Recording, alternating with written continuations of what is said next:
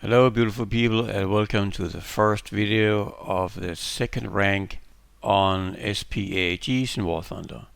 This video will feature 4 vehicles from 3 different nations. We have Germany, Britain, and then 2 from the United States. And I will take a look at firepower, mobility and armor, and then how it all comes together in game. So let's get to it.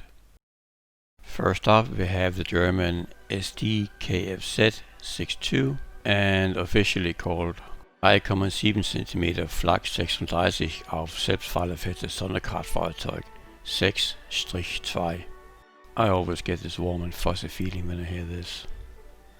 Country Germany, crew 4, driver, gunner, commander and loader. Armament 1 37mm autocannon, armor 0, speed 50 km per hour or 31 miles per hour. So this German sits at rank 2 and the BR is 2.7. It's the first time we meet 37mm autocannons for SPAAGs. So this gun can fire 160 rounds a minute and has a total capacity of 380 rounds. You can use 4 different types of belt and 3 different types of ammo. The first belt is a combination between the APAG and the high explosive. Then you have a belt with pure high explosive. Then you have a belt with pure armor piercing, and then you have again the last belt, also high explosive. And the last belt, the only difference between the last and the first high explosive belt is the latter one has a high velocity. So you need a little less lead in order to hit the plane. And of course the last high explosive also has almost twice the amount of TNT than the first one, so it's definitely the better option. The armor piercing round also has a high explosive filler, which means that there's some post pin damage afterwards, so it's not just a poor kinetic projectile. It can penetrate up to 46mm at 10 meters, and it falls down to about 31mm at 500 meters. You pretty much have no reload with this one. It's like 0.5 seconds, so that's pretty amazing. The turret itself can rotate with about 32 degrees a second, which is actually quite a lot for such a big weapon system. Even though you don't get any armor at all on the vehicle, it's actually quite survivable.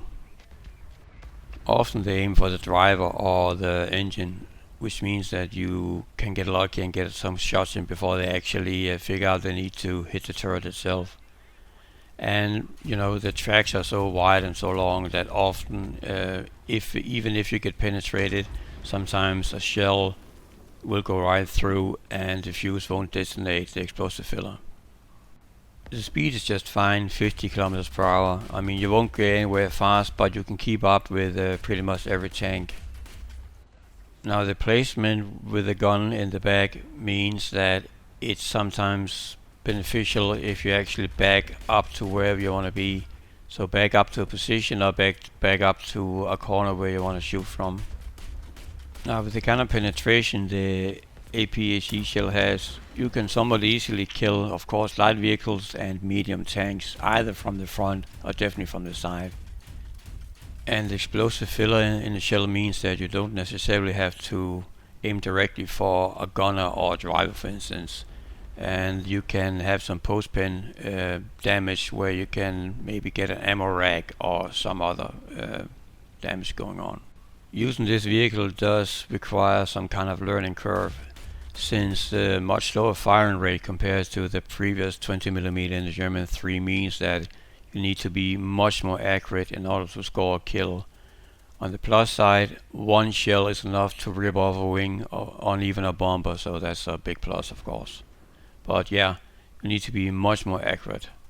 Personally, I really like this kind of slow firing vehicle because it requires more skill. It really does, compared to the faster firing 20mm. So if you don't want to put in the time and learn how to use this vehicle properly, you can easily just stick with the Flakpanzer 38, which sits at 1.7, and just wait until you get access to the absolutely nutty Wirbelwind, which sits at 3.7. I would recommend though that you start learning to using this gun, because a lot of other nations also have 37mm and 40mm anti-aircraft guns, and most of them are even slower firing than this one.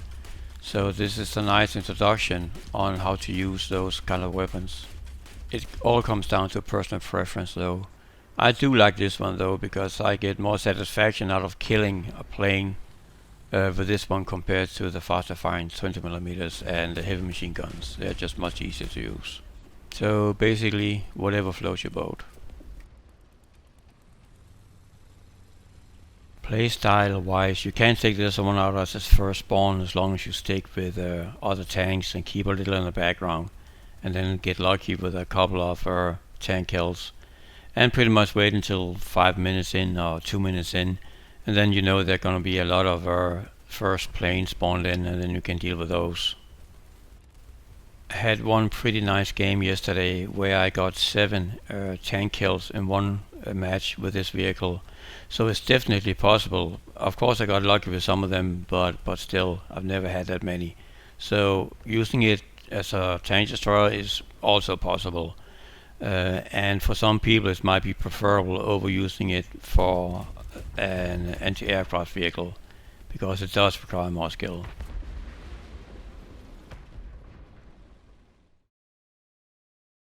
Next up we have the AEC AA, country Britain, crew 4, driver, gunner and 2 loaders, armament 2 20mm autocannons, armor 25mm on the hull and 50mm on the turret. Speed 66 km per hour on the road, equals to about 41 miles per hour. So this British anti-aircraft vehicle is definitely a step up from its predecessor. That one had 2 50 caliber machine guns, and this one has 2 20mm autocannons. You can use 3 different kinds of ammo belts, and you have 2 different kinds of ammo.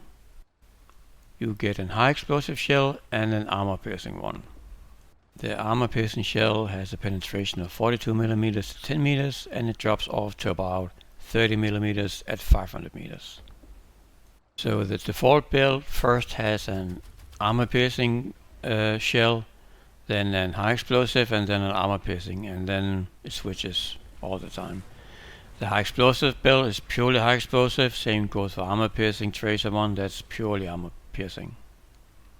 Now the armor piercing shell does not have any high explosive filler, so more shells might be needed in order to kill anything, especially a tank.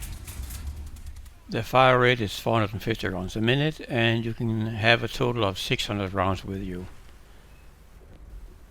The turret rotation is 32 degrees a second, just like the German counterpart we just talked about. Armor wise, this one is a little strange. From the front you are protected with 17mm of armor, from the side is 25mm of armor, and the turret is protected with 50mm of armor. So it's a little counterintuitive, because normally you would have the most protection directly from the front, but in this case you have more from the side. You still probably shouldn't expose your side to the worst enemy, just something to keep in mind. So because your turret has twice the protection than the hull does, definitely see if you can find spots where you are hiding either behind a rock or some kind of structure, and do a hull down position. It will greatly increase your survivability. The hull of the vehicle will definitely protect you against light machine guns and sometimes heavy machine gun fire. Your turret will definitely protect you against heavy machine gun fire, but that's about it. This is a pretty fast vehicle as well. You can get up to 66 km per hour on the road, which is pretty fast. Of course, some restriction applies whenever it comes to deep sand and deep snow, or mud for that instance. Then you'll have reduced traction and same uphill. I mean, that is definitely the drawback of not having a track vehicle. One thing that will surprise you with this vehicle, especially in the beginning, is how big it actually is. It's almost as long and tall as a Sherman tank. It's just something you need to keep in mind when you are driving around the map. You are actually a much bigger target than you would think. Because of the high firing rate of the gun and the limited ammo, you're running into a few issues with this vehicle. You can either take HE only, AP only, or mix of the two. You cannot, however, do a 50-50 split between the two ammunition types. If you take more HE than AP, then meet a couple of tanks, then 1 or 2 engagements and you will be out of AP ammo. Of course, depending on what you want to do, I suggest, just like the Swedish Tier 1 vehicle, you need to make up your mind from the start. So either do pure AP or pure HE. So decide whether you want to fight planes or fight tanks. With the speed and firepower and the better protection, you can easily take this one out as a firstborn and just zip around the map and engage in tanks from the side. If you decide to kill planes with the pure AP build, then just realize that you need a lot more hits in order to take down a plane with it. There's an instance where I shoot down an biplane and it takes 3 or 4 hits in order to kill it. But it being the HE build, 1 hit would be enough to bring down that little biplane, but not with the AP build. When you engage vehicles, just remember to use your guns pretty much as a fire hose. Just spray them all over. That's mostly due to your fire rate is so high. There's no reason to keep hitting the same spot over and over. You can't kill a crew member more than once anyhow. And I think this is an appropriate time to recite my mantra. So pretty please do not attack planes unless you think you have a reasonable chance of hitting it. Once you start shooting, 2 things will happen. The plane will see where you are and react towards you, and so will all enemy tanks around you. Nothing is as easy to kill as an SPAAG out in the open. Also keep in mind, if you're close to other friendly units, that if you go completely ham with firing against vehicles, you will attract a lot of attention, and that will also attract attention to bodies. And that really sucks if you happen to be next to somebody who does not want to be noticed. So try to be realistic with your abilities and of course the gun's ability to hit what you're shooting at that given distance. And especially when we're talking about this particular vehicle with the limited ammunition that you have on hand, I would suggest that you wait until you're certain that you're going to hit the damn thing. Whenever you are up in a plane and look down and you see an SPAAG go completely nuts, you know how easy it is to spot them and to spot where they are. And when you look at them, you always or often see friendly units around it. So do everybody a favor and wait with firing at the plane until you're certain to some degree that you're going to actually hit it and down it.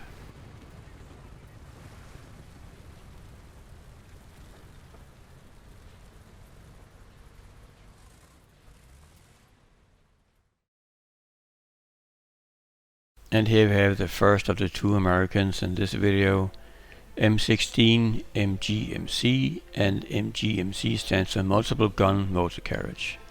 Country, United States. Crew 3, gunner, commander and driver. Armament 4 12.7mm heavy machine guns. Armor 6mm on the hull and 6mm on the turret. Speed 73 km per hour equals to about 45 miles per hour.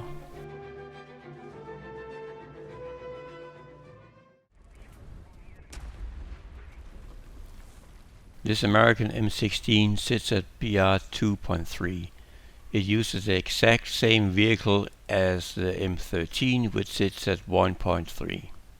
The 1 BR difference is pretty much in the additional 2 heavy machine guns, which brings it up to a total of 4. Oddly enough, the 2 additional heavy machine guns doesn't give you more ammo. You still have the same 4,800 rounds as M13. The turret is basically the same, they just bolted on an additional 2 heavy machine guns. Base turret rotation is also identical to M13, which is 42 degrees a second, and that is quite a lot. I'll just notice though that All these numbers I'm giving you is with stock configuration. It's not with an upgraded crew. If you upgraded your crew up to a maximum of 5 without additional qualifications, then it will be around 49 degrees a second. You once again have access to 4 different belts and 3 different types of ammunition. The ammunition types are AP with a penetration of 26 millimeters at 10 meters and 19 at 500 meters. Then you have API with a penetration of 23 millimeters at 10 meters, dropping down to 16 millimeters at 500 meters. And lastly, APIT with a penetration of 23 millimeters at 10 meters, dropping down to 16 millimeters at 500 meters. So they're basically identical, and at this level it doesn't really matter what you use as far as penetration goes. So what you should do is just use one belt only, and that's going to be the last one, the APIT, and APIT stands for Armor Piercing Incendiary Tracer, which basically means that every round is a tracer and has the ability to set the plane on fire. The M13 at 1.3 you could easily take out as a firstborn and just use it as a tank destroyer. In that role you can forget about using this one.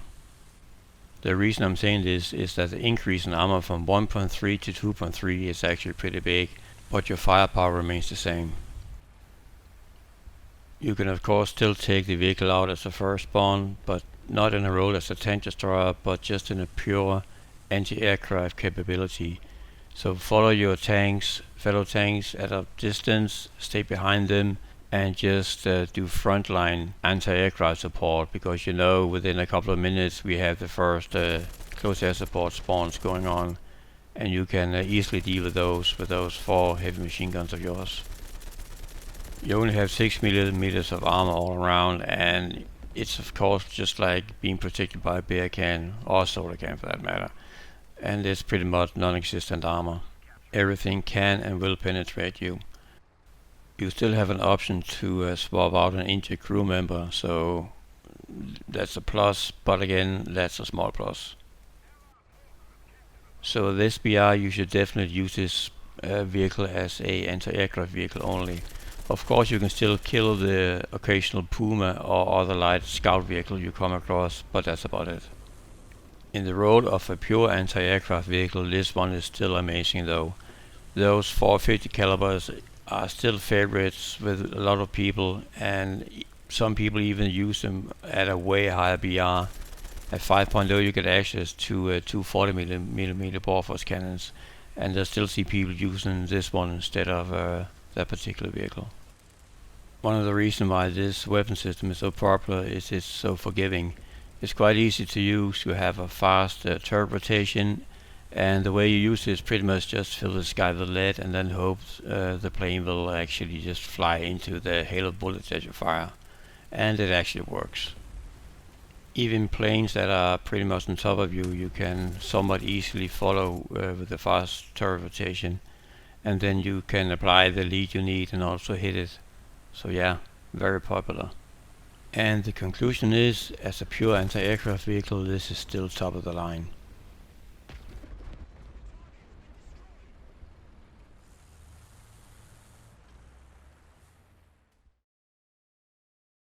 And the last vehicle for this video is the second American M15A1 CGMC, and CGMC stands for Combination Gun Motor Carriage.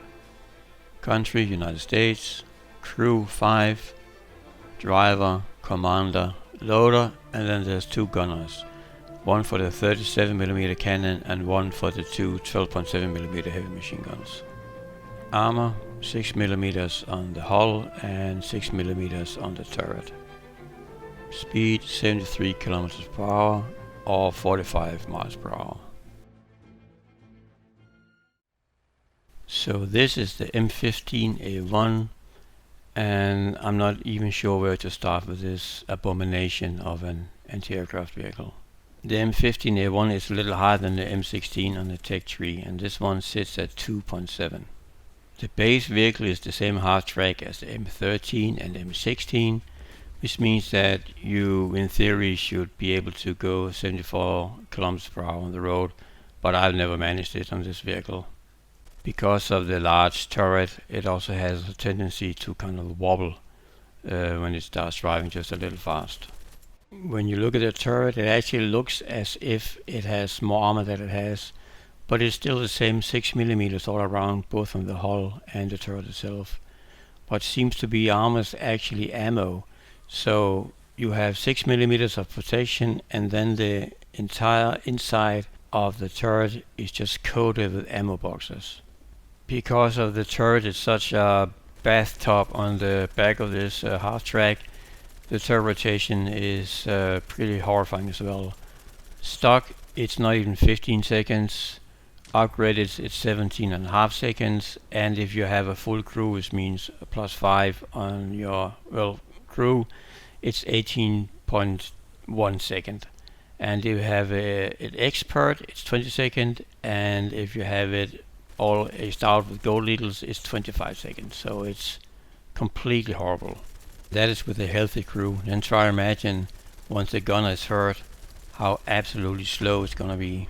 Then the fun really starts. You do have a little more survivability than the M13 and M16, but it's nothing to do with the armor, since there is very little. It's about that you have 5 crew members instead of the other vehicle only you have 3. So you can swap out 2 crew members if the gunner or driver gets hurt. The M13, M16s on this hard track vehicle is known to be able to shoot on the move, but you cannot do that with this one. So in this one you have access to 2 50 caliber machine gun and a 37mm autocannon. You have a total of 3,400 rounds for the two 12.7mm heavy machine guns. And you have 240 rounds for the 37mm autocannon. Heavy machine guns, you can have 4 different kinds of belts with 3 different kinds of ammo. That means AP, API, and APIT. I'm not really going to talk more about the ammunition. You can just, I was about to rewind the video and just watch what I said about the previous M16, because the performance is identical. Sometimes I keep forgetting that VSH and Betamax is not used anymore. So instead I'm going to concentrate on a new addition to this vehicle, which is the 37mm autocannon. You have access to 3 different kinds of belts and 2 different kinds of ammunition for it.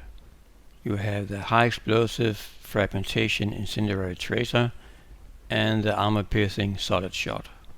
The high explosive shell has an armor penetration of 3mm at 10 meters, and that's 3mm out to infinity. The armor piercing solid shot has an armor penetration of 47mm at 10 meters, and it drops down to 39mm at 500 meters. This low turret rotation means that you will have issues with following fighter planes that are close to you. You just can't keep up with them. Your heavy machine guns and 37mm should be used at mid to far ranges. The way you actually fire these weapons is also a little weird. You need to use a space bar just as if you were firing light machine guns on a tank in order to fire the 50 calibers, and the 37mm you're firing with the mouse button, but only if you're on a PC, of course. Now on the plus side, and there are actually several, you have access to a 37mm, which means that you once again can start attacking tanks and lightly armored vehicles. So if you're brave enough, you can use this one as a first spawn and find a nice hidey hole, and then use to snipe tanks passing by, or act as an supporting tank destroyer and also be able to shoot down planes. It's almost as if you either need to love this vehicle or you really need to hate it. I try to keep neutral though, so I want to be in between, but I'm still leaning more towards liking it than hating it.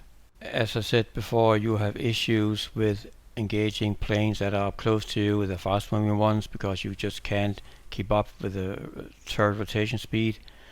But with the 37mm and the high explosive shell, you have an option to engage them much further out.